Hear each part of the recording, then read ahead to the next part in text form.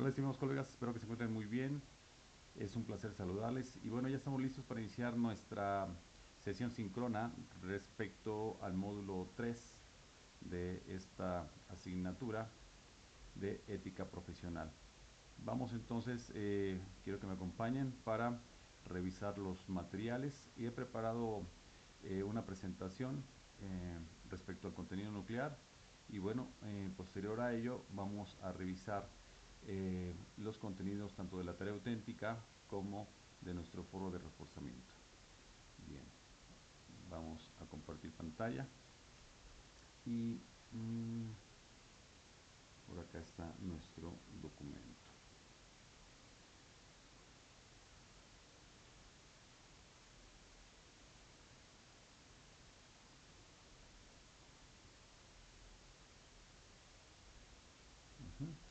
Bien, tenemos aquí fundamentos del humanismo para el actuar personal y profesional. Es la brújula de nuestras decisiones. La ética es un código de valores que guía nuestras decisiones y acciones y determina el propósito y rumbo de nuestras vidas.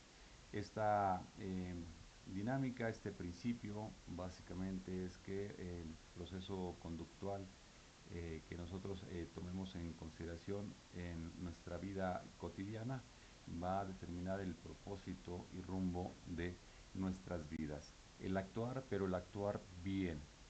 El propósito del módulo es identificar la noción del humanismo y su relación con la ética personal, pero también con la profesional, analizando la necesidad de la ética organizacional, que ya entra, digamos, en otro parámetro, y por supuesto la responsabilidad social. Recordemos que tenemos como incidente crítico el caso Pascual en el entorno del 82 al 85. Recordemos lo que sucedió en el contexto, pues la empresa patronal eh, es una empresa patronal tradicional con fuertes brechas salariales entre directivos y trabajadores. Hay un diferencial en rangos de salarios y bueno, esto es un elemento que también detona el conflicto, las complicaciones. Si a eso le sumamos malas condiciones de carácter laboral, jornadas largas, extenuantes y esta falta de prestaciones para los trabajadores, pues se hace justamente un caldo de cultivo y una combinación bastante nutrida para generar problemas de carácter laboral que eventualmente van a desembocar en una huelga laboral eh, que trae como consecuencia despidos masivos y cierre de operaciones. El impacto, por supuesto, es el desempleo, desigualdad y la precarización laboral. Aquí entonces tenemos que del 85 a la actualidad, el modelo de esta empresa Pascual, de esta empresa cooperativa, fue un modelo de recuperación bajo autogestión de los mismos empleados a través de un modelo cooperativo. El modelo cooperativo es una figura jurídica establecida en nuestros cuerpos normativos, en nuestras leyes, y esto permite obviamente toma de decisiones de manera vertical, una distribución de las utilidades de manera más equilibrada, más equitativa, más conveniente y bueno, que los salarios por categoría sean mucho más claros, más convenientes y pues, evitar brechas salariales como las vividas antes del y hasta el 82. En el sentido de la gestión democrática, hay evaluaciones justas para contratación, sistemas transparentes de asambleas en donde se toman las decisiones. Estas asambleas constituyen el órgano máximo en la toma de decisiones en una sociedad cooperativa y es como se toman las decisiones de manera democrática. A través de la participación de las y los cooperativistas que son a su vez los trabajadores. El resultado son los 5.000 empleos directos y la responsabilidad social comunitaria. Y en este sentido, bueno, estaremos analizando la evolución del humanismo y la modernización del conocimiento. Aquí hay algunas corrientes filosóficas que vamos a ver de manera muy rápida, nada más manera de preámbulo, de antecedente. la corriente filosófica cultural de Florencia, en Italia, en el siglo XIV, que posiciona al ser humano como productor de ideas mediante la experiencia y la observación empírica. Aquí es una evolución importante que habrá que tomar en consideración desde Aristóteles hasta el Renacimiento. Y bueno, en este sentido, desde Aristóteles es la base de la lógica científica para conocer y explicar el mundo material. Es decir, Aristóteles señala que la base de la lógica científica nos va a llevar a conocer y explicar el mundo material. Por su cuenta, Santo Tomás de Aquino hace una división epistemológica entre lo que es la fe, que es para él la verdad revelada, y la razón, el conocimiento empírico, el conocimiento que se genera, que se desarrolla momento a momento. Y para Guillermo de Ockham, en el siglo XV, es la difusión del nominalismo. La fe no necesita ser razonada, y logrando la separación definitiva entre la teología y la filosofía, que son dos, rutas que siempre suman al desarrollo justamente del conocimiento humano. Y como última faceta tenemos ya el Renacimiento, el ser humano como el centro, es la creación perfecta, es la sustitución de cánones religiosos, es decir, de sistemas normativos religiosos por experimentación científica, ya con bases, con elementos científicos de comprobación, y también aunado a ello el arte, la armonía, la creación de una ética individual en donde hay una ruta de valoración individual, pero que esta a su vez en su constructor individual nos lleva a elementos de carácter social que se basan en la libertad.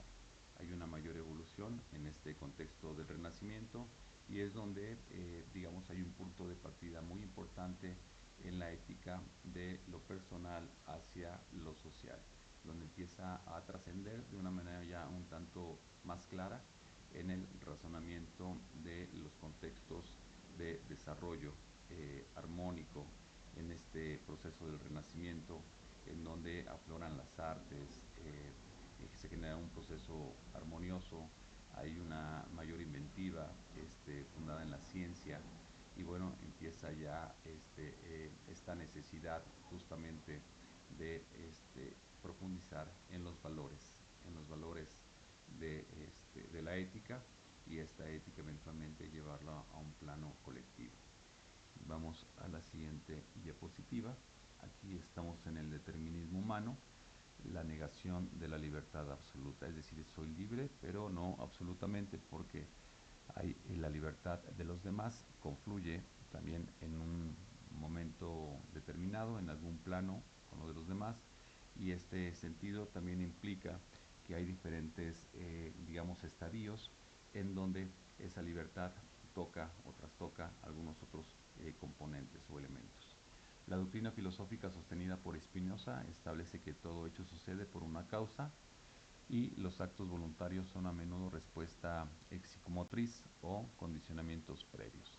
Es decir, hay una ruta de la causalidad. Por eso en la parte, central, está el principio de causalidad. Es decir, que todo se deriva de una causa. Y aquí tenemos la ruta mecanicista, depende del método científico, y todo en el mundo, señala que todo en el mundo natural está sujeto a una explicación causal estricta, es decir, que todo se debe a una causa, todo lo que sucede en el mundo se debe a una causa, y esa es la teoría mecanicista. En el caso de la teología de la ruta de lo teológico, la afirmación de que existe un plan superior o divino, ya que trazado para cada ser humano. Ha sido este plano divino trazado per se para el quehacer, el desarrollo y la proyección de cada ser humano en el ámbito teológico, en el ámbito divino. En el ámbito genético, la carga genética predetermina el comportamiento humano, incluso predisposiciones biológicas hacia la criminalidad. Esto quiere decir que hay una ruta de causalidad en el ámbito genético, de descendencia, de evolución humana, y que esta carga genética siempre va a generar una predeterminación en nuestro actuar y nuestro comportamiento cotidiano. Ujú. En el rubro, en el espectro de lo económico, la vida material y las decisiones de los sujetos están dictadas por los factores económicos que nos rodean. Es decir, esta carga económica, esta ruta material, siempre va a generar una carga, una losa que va a predisponer de lo que hacemos o dejamos de hacer.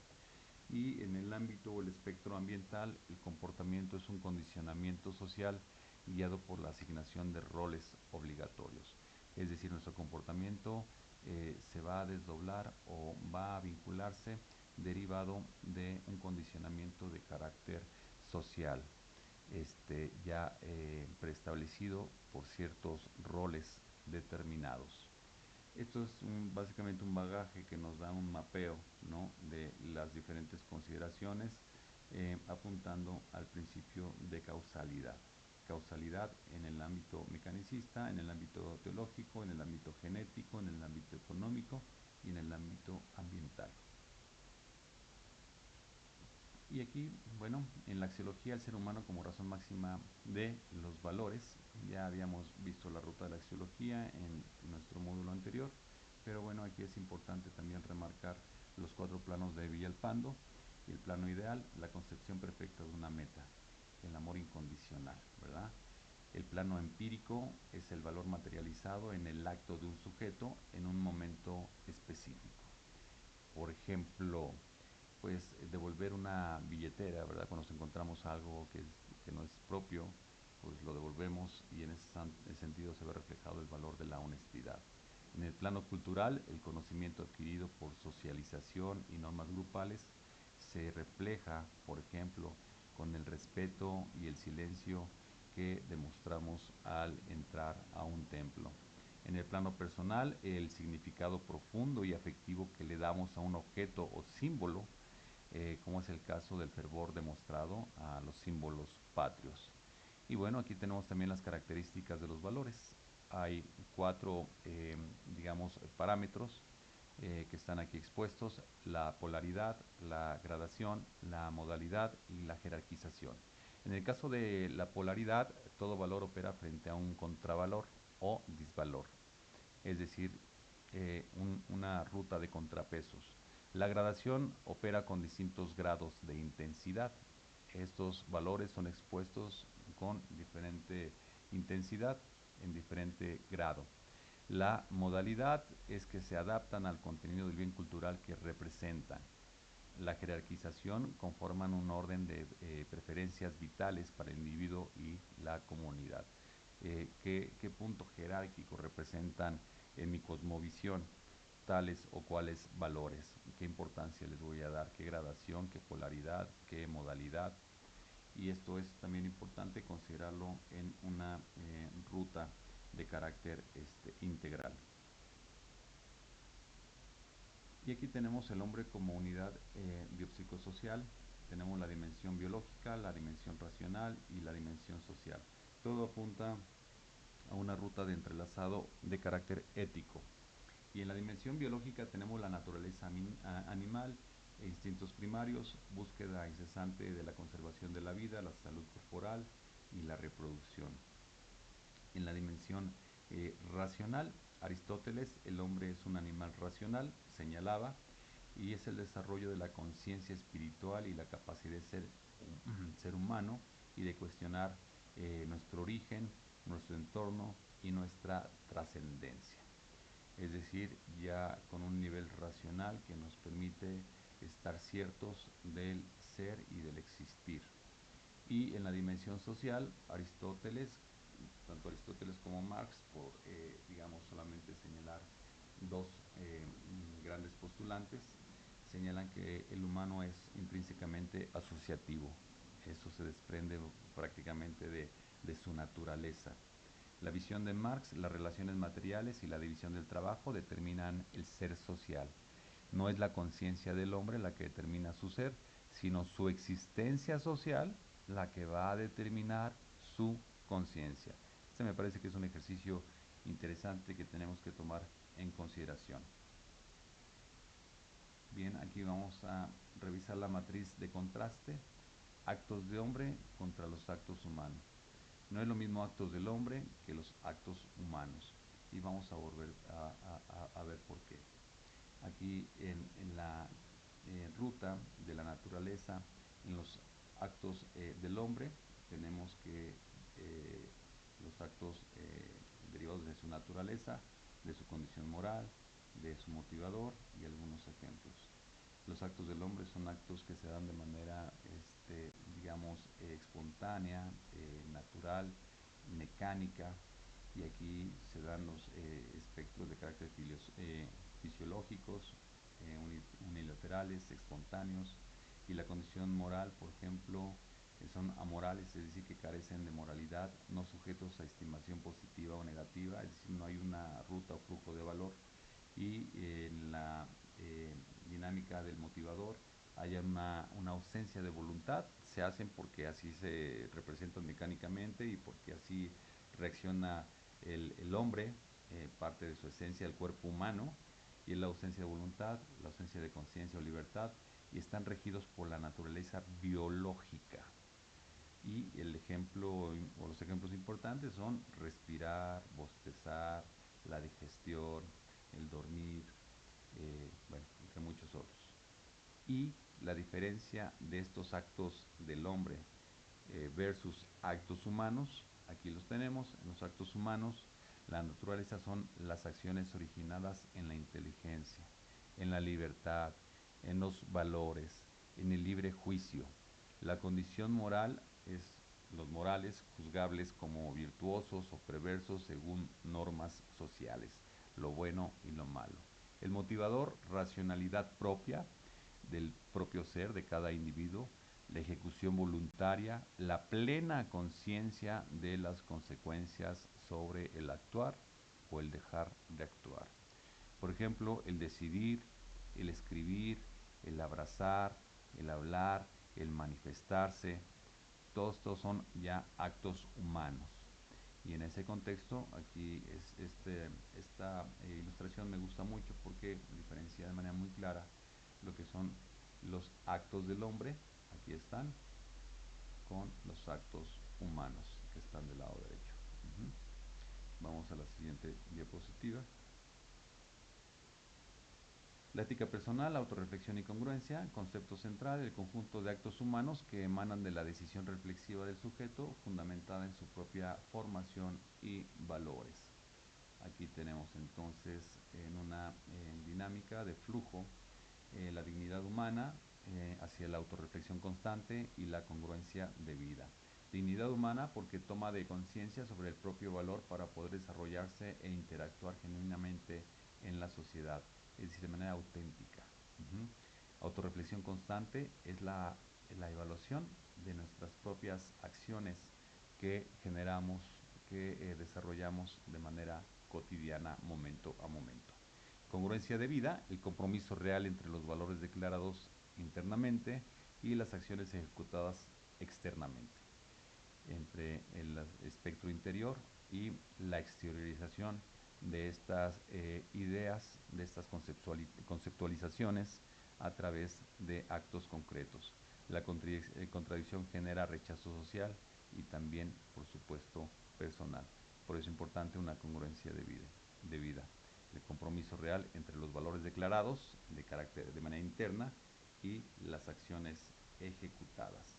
Es decir, hay una congruencia. Bien, la ética profesional, expectativas, contexto y estándares. El concepto central, a diferencia de la ética personal, esta emerge de un contexto de carácter institucional y temporal específico. No depende solo del criterio individual, sino del consenso de ideales diseñados para una práctica excelente, también relevante, también grupal, general, que es externalizada todo el tiempo para generar una ruta armoniosa de desarrollo en, en un proyecto, en una empresa, tomando el contexto de empresa como cualquier cumplimiento de objetivos comunes.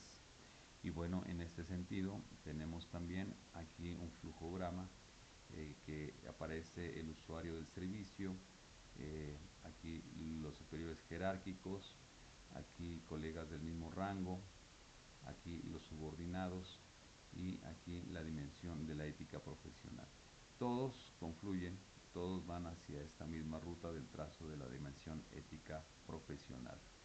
Y con los colegas del mismo rango, en esta ruta vamos a ver naturaleza normada, imposición de expectativas estandarizadas a través de códigos deontológicos, estos códigos que nos van a señalar la base normativa o los contextos de cómo vamos a tener que proceder, cómo vamos a tener que comportarnos, qué decisiones vamos a tener que asumir, ¿no?, en determinadas circunstancias, y esto le va a dar, digamos, una solidez y una rectoría a las instituciones o a las empresas o a la toma de decisiones de carácter grupal. Y aquí la red de interacciones reguladas dictamina cómo interactuar correcta y justamente. Ajá. Una cuestión o una dinámica de autorregulación importante dentro de estas dependencias, instituciones, empresas, para dictaminar cómo interactuar correcta y justamente en cada o cual hipótesis que se llegue a presentar en este sentido.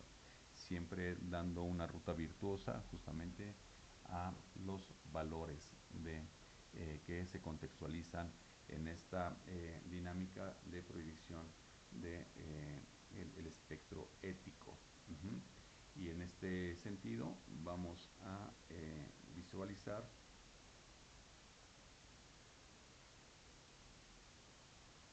la ruta de los códigos profesionales, que son muy importantes, y en el ámbito, por ejemplo, de la abogacía, tenemos este perfil o catálogo de valores, si me permiten la expresión, que es la justicia inquebrantable, la lealtad al cliente, la diligencia técnica y preservación estricta del secreto profesional. En el caso, por ejemplo, de los administradores, tenemos la lealtad institucional, el apego a la legalidad comercial, la probidad operativa, la diligencia y honestidad financiera. Que estos van a ser valores que vamos a tener presentes en el desarrollo de siempre nuestra actividad de carácter profesional. En el caso, por ejemplo, de los médicos, la búsqueda primordial del bienestar del paciente, el respeto al consentimiento y decisión, la confidencialidad absoluta clínica. En el caso de nosotros los docentes, por ejemplo, la responsabilidad en la transmisión de conocimientos, en la paciencia pedagógica, en la templanza y en el actuar como el máximo modelo del humanismo y la justicia. En el caso de los periodistas, compromiso con la verdad verificable, con el pluralismo de voces, con la precisión informativa, con el respeto y promoción de la democracia. En el caso de los psicólogos, en el mantenimiento del tejido de la confidencialidad externa, en la responsabilidad emocional, el respeto profundo y la honestidad terapéutica.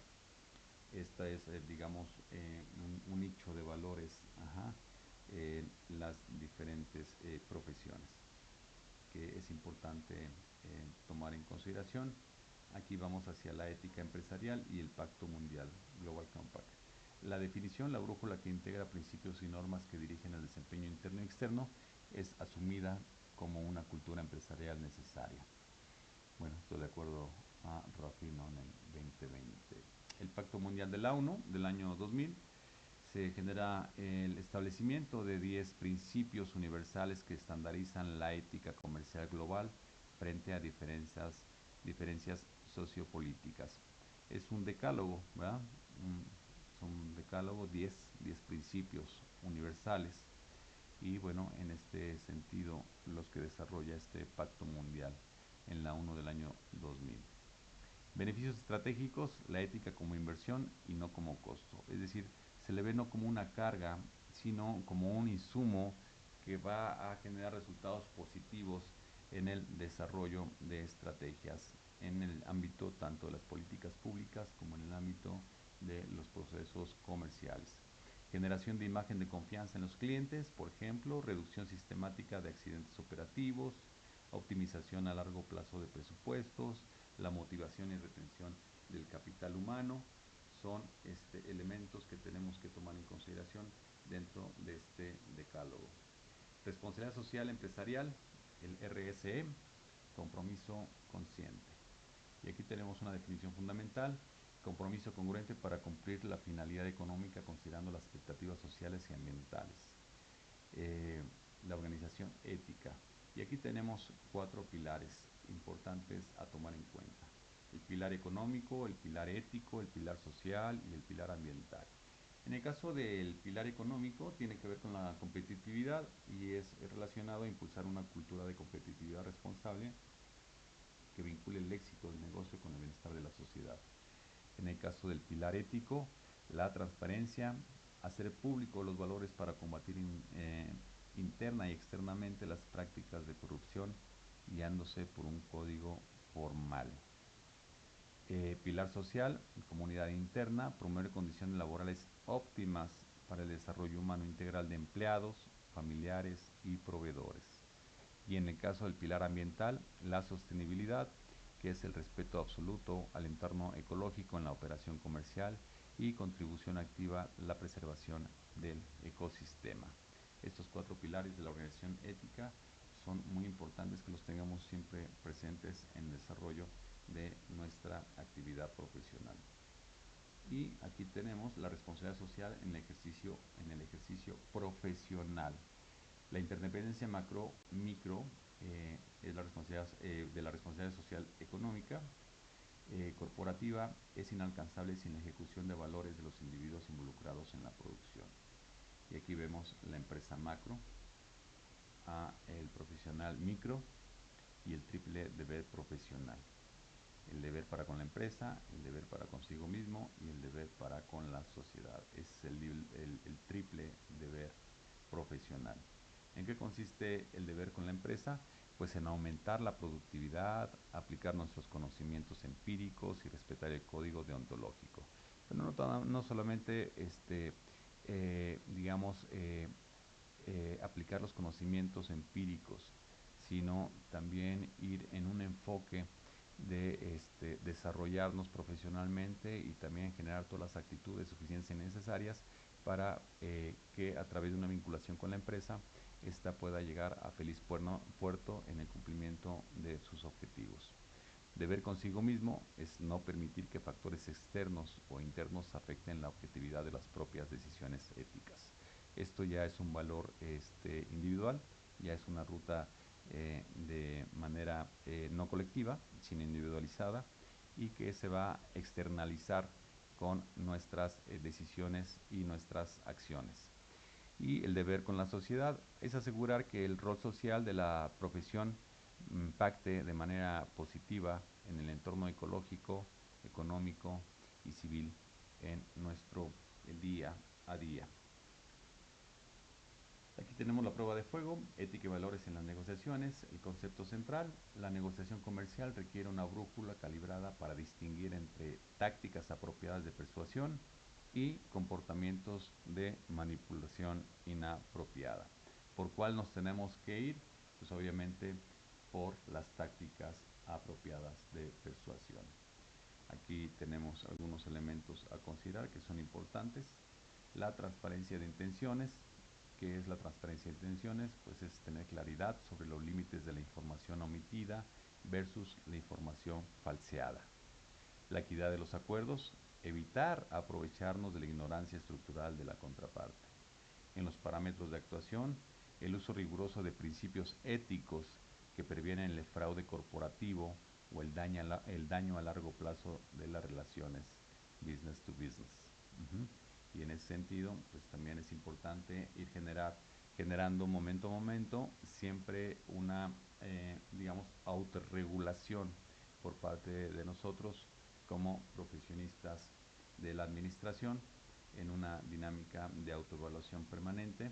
Y bueno, nuestra conclusión es que nuestro lugar en el ecosistema ético está, de alguna manera ilustrado en este contexto. El humanismo nos reconoce como seres racionales con empatía, capaces de alcanzar la excelencia y superar nuestros instintos. La ética profesional va a alinear esa brújula personal con el andamiaje y la expectativa de nuestras instituciones. Los valores y la ética personal construyen la brújula de nuestras acciones diarias y nos dan congruencia. La responsabilidad social asegura que todo nuestro engranaje productivo sostenga ecológicamente y equitativamente a la sociedad. Digamos, esta ruta podríamos traducirla en esta lámina, en este flujo: el humanismo, la ética profesional, los valores y la ética personal y la responsabilidad social. Bien, de esta manera concluimos con este módulo, que es, digamos, un escenario ejecutivo sintético del contenido nuclear del módulo 3. Y ahora vamos a revisar lo que es el contenido de nuestras actividades en la plataforma. Denme un segundo.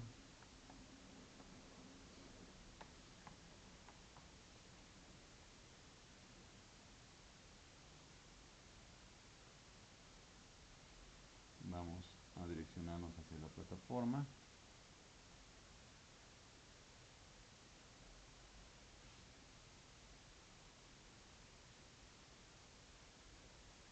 Para revisar también los contenidos, qué es lo que nos pide la tarea auténtica de este módulo 3 y también nuestro foro de reforzamiento.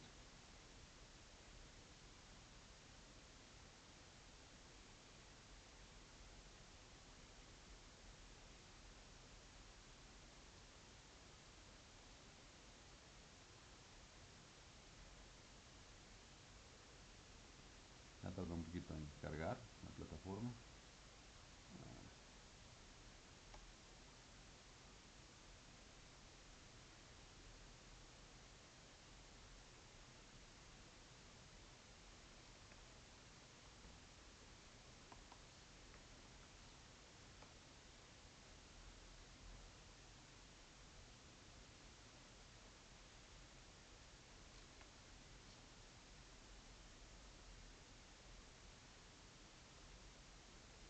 No.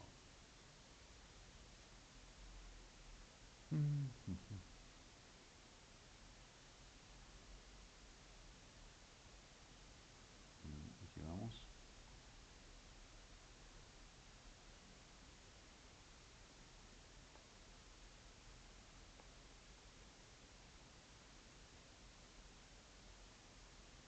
Bien, como saben, ya en nuestra ruta del foro de planeación de lo que respecta a este módulo, ya se cargó los elementos. Y bueno, en este contexto ya tenemos aquí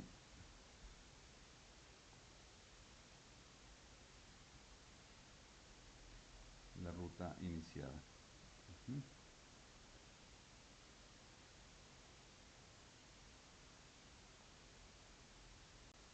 Ya está cargado el plan de trabajo, hay una infografía, está la presentación en PowerPoint del módulo 3, para que si desean consultarla, aquí ya está especificada. Foro de dudas, bueno, pues también se abrió en su momento ya el foro de dudas, para que cualquier comentario o consideración, por favor, me lo hagan llegar. Aquí pues ya tenemos justamente en módulo 3, fundamentos, nuestro PDF que les comento que es el contenido nuclear. Y bueno, en este sentido pues ya aquí está, y lo pueden revisar. Siempre es importante que ustedes puedan dar lectura al contenido nuclear. Y bueno, aquí está el contenido nuclear, y todo este proceso que hemos venido revisando a lo largo de la exposición que les he presentado el día de hoy, pero de manera bastante más sintética. Bien, ahora vamos ya a la ruta de nuestra tarea auténtica. Y aquí en nuestra tarea auténtica, bueno, Hasta la presentación, lo que define a un administrador, sus valores. El propósito, diseñar un decálogo es decir, 10 elementos. Un decálogo ético aplicable al ejercicio profesional en el campo de la administración y el comercio, fortaleciendo la identidad ética y la responsabilidad social. Estos son nuestros dos ejes imantadores, la identidad ética y la responsabilidad social. De ahí vamos a derivar el desarrollar un decálogo ético. ¿Con qué características principales? Que genere identidad ética y que genere responsabilidad social. Con estos componentes. Y bueno, vamos a las indicaciones. Analiza el contenido nuclear del módulo 3, lo cual ya hemos hecho. Vamos a enfocarnos en los temas 3.5, actos del hombre, ya lo revisamos también. Pueden irse al contenido nuclear y ver efectivamente, estrictamente el punto 3.5, 3.6 y 3.7. Los actos del hombre, la ética personal y profesional y el actuar éticamente en el ámbito personal. Además de analizar estos 3 puntos de nuestro contenido nuclear, el 3.5, 3.6 y 3.7, vamos a tener que consultar al menos 3 fuentes de información confiable que sean a su elección o bien que tomen en cuenta algunas de las recomendaciones que se encuentran en los recursos de apoyo. Los recursos de apoyo que están aquí abajo. Recursos de apoyo. 3 fuentes. 3 fuentes de esta, 1, 2, 3, 4, 5, 6. La mitad de estas fuentes las tomen en consideración. ¿Para qué? Bueno, viene lo siguiente. Para que entonces diseñemos nuestro decálogo con 10 principios éticos que deba practicar un licenciado en administración. Coloca el principio y la breve explicación sobre el porqué de la elección de ese principio. Va a ser nuestro decálogo a aplicar para los licenciados en administración. ¿Por qué escogí este principio? Bueno, y tengo que explicar por qué. Y presenta tu decálogo en formato visual que desees. Puede ser un formato visual como un cartel, una infografía, un mapa mental, un mapa conceptual, como ustedes lo decidan. No hay ningún problema. Y dice, en un documento incluye una portada. Vas a señalar tu portada. Ese es un decálogo para los profesionales de la administración. Y bueno, vas a desarrollar entonces tu decálogo. En forma de diagrama y las fuentes de información que hayas utilizado y recuerden que tendría que ser en formato APA séptima edición. Y bueno, ya tendremos que subir nuestra actividad y listo. Esto sería todo en cuanto a nuestra tarea auténtica, que es nuestro decálogo. Decálogo, 10 principios éticos, a eso se refiere el decálogo, que deba practicar ¿quién? Los licenciados en administración. Una breve explicación de por qué cada uno de ellos fueron electos, cada uno de estos 10, y bueno, ya presentarlo justamente a través de un cartel, de una infografía, de un mapa conceptual o mensual, y listo. Y bueno, ya en un documento, incluyendo nuestra portada, el decálogo en forma de diagrama y las fuentes de información. Listo. Así de sencillo está el tema.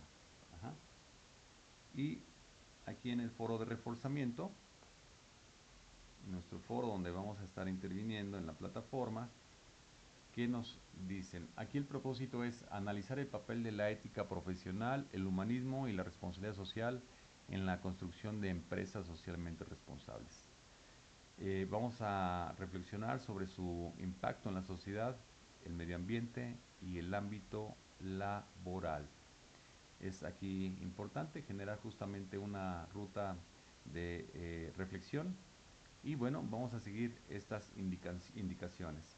Consulta el contenido nuclear del módulo 3, bueno, que ya lo hicimos, lo vamos a consultar para la tarea auténtica y también para nuestro foro de reforzamiento. Lo vamos a consultar y vamos a checar los fundamentos del humanismo para el actuar personal y profesional, especialmente pon atención en los siguientes temas.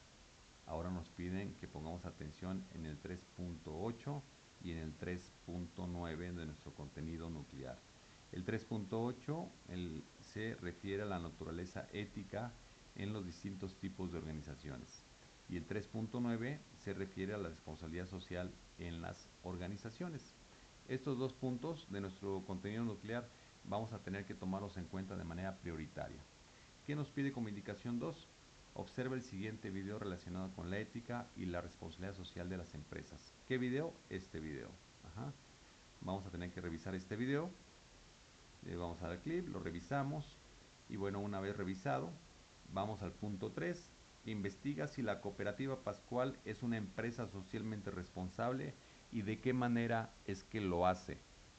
Puedes basarte en el siguiente recurso. Y aquí está el siguiente recurso. Un video que vamos a tener que ver. Y bueno, vamos al punto 4. De acuerdo con los recursos consultados. ¿Qué recursos consultados? Bueno, los recursos consultados son nuestro contenido nuclear del módulo 3. Aquí está. Nuestro primer video, empresa socialmente responsable. Nuestro segundo video, integridad en acción. Y bueno, vamos a dar respuesta a estas 5 preguntas. ¿Qué características debe tener una empresa para ser considerada socialmente responsable desde una perspectiva ética y humanista? Pregunta 1. Pregunta 2. ¿Cómo contribuyen los valores como la honestidad, equidad, responsabilidad al desarrollo de empresas socialmente responsables? Pregunta 3. ¿Qué beneficios sociales, económicos y laborales generan las empresas socialmente responsables frente a aquellas que no aplican principios éticos? Pregunta 4. ¿Cuál es la relación de la ética empresarial y la responsabilidad social? La diferencia entre estos dos conceptos, ética empresarial y responsabilidad social. Y pregunta número 5. Además de la cooperativa Pascual, ¿conoces algún caso de empresa que sea socialmente responsable? Bueno, y vas a colocar en el foro de qué empresa se trata y explicar qué es lo que hace para tener esa denominación de empresa socialmente responsable. Y como saben, siempre hacer nuestra aportación, esperar a que los demás compañeros suman sus aportaciones y empezar a hacer nuestras correspondientes 2 réplicas a compañeras o a compañeros. Unas réplicas que sean reflexivas, que sean orientativas, que no se limiten a decir estoy de acuerdo o no estoy de acuerdo, sino que profundicen en el análisis de las aportaciones generadas por los compañeros y que nos puedan dar un poco más de información, luz, o que también nos lleven a otras referencias o a considerar otros aspectos que no habíamos valorado en su momento para integrarlos en el contexto de nuestro trabajo. Y bueno, en este sentido va a ser importante que desarrollen su actividad, no dejen pasar las retroalimentaciones que son muy importantes y que completen todas sus actividades también de los demás módulos que estamos dejando atrás. Si es que tienen alguna actividad pendiente por realizar, por favor ya vayamos avanzando. Está pasando el tiempo, estamos avanzando en nuestro curso y es importante que se pongan al corriente a la brevedad en todas sus intervenciones y en todas sus en todos sus módulos. Siendo esta la ruta, bueno, pues estaríamos considerando que estamos entonces pues ya llegando a la recta final de la sesión síncrona del día de hoy y recordándoles que si tienen alguna duda, comentario o consideración, yo estaré al pendiente para que me escriban vía plataforma o bien a mi correo electrónico institucional, el cual ya lo tienen, y nos estaremos viendo en la siguiente sesión síncrona. Les deseo el mayor de los éxitos, colegas, vamos a echarle ganas, vamos muy bien en las actividades que he venido realizando, bastante bien, me he quedado gratamente sorprendidos, les felicito, entonces vamos en esa misma sinergia. Cuídense mucho, les envío un abrazo grande y fraterno y nos vemos en la siguiente sesión síncrona. Cuídense.